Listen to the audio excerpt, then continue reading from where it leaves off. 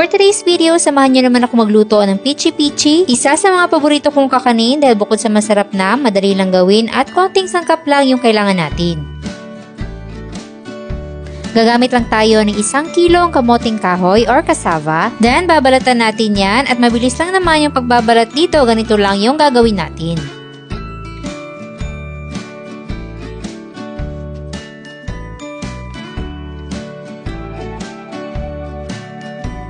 At pagkatapos natin yang mabalatan ay huhugasan natin yang mabuti.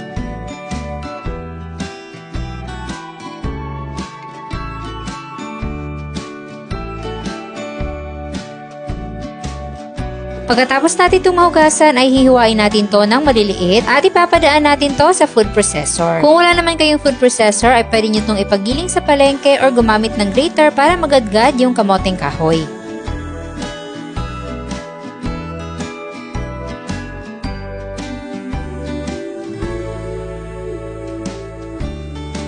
Pagkatapos natin mapadaan ito sa food processor ay pipigain naman natin yung katas nito.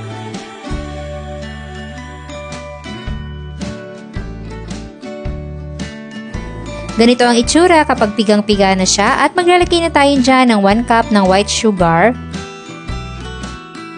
1.5 cup ng tubig, at kung gusto nyo namang gawing mas masabaw pa ay pwede nyo gawing 2 cups yung tubig. Pero sa amin ay okay na to dahil gusto namin yung hindi masyadong malabsa na peachy-peachy.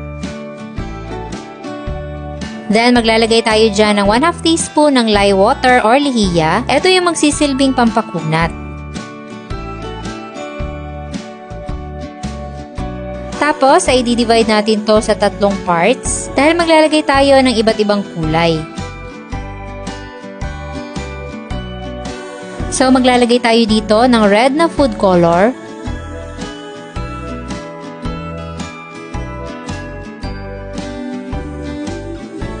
Yung isa naman ay green.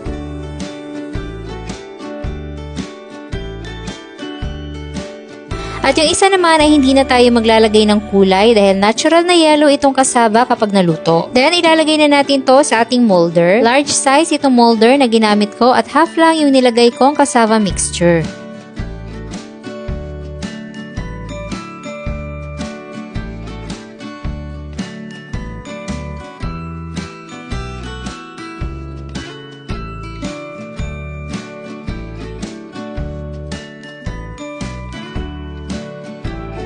Then, ilagay na natin to sa steamer at steam natin for 30 minutes. At after 30 minutes ay luto na yung ating Peachy Peachy at ganito yung kanyang itsura.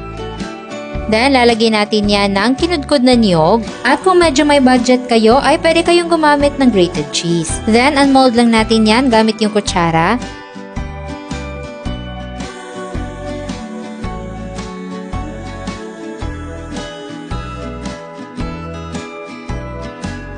Tapos, ay i-coat na natin ng ating kinudkod na niyog.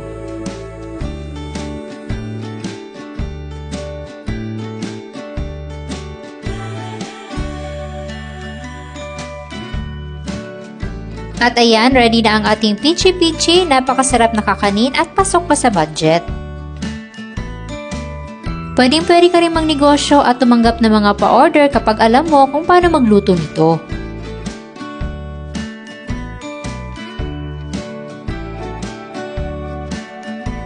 Kaya kung gusto nyo ring magluto nito, hanapin nyo na lang dyan sa baba ang kompletong listahan ng ating mga sangkap.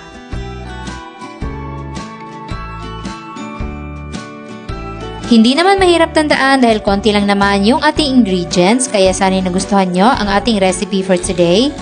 Enjoy!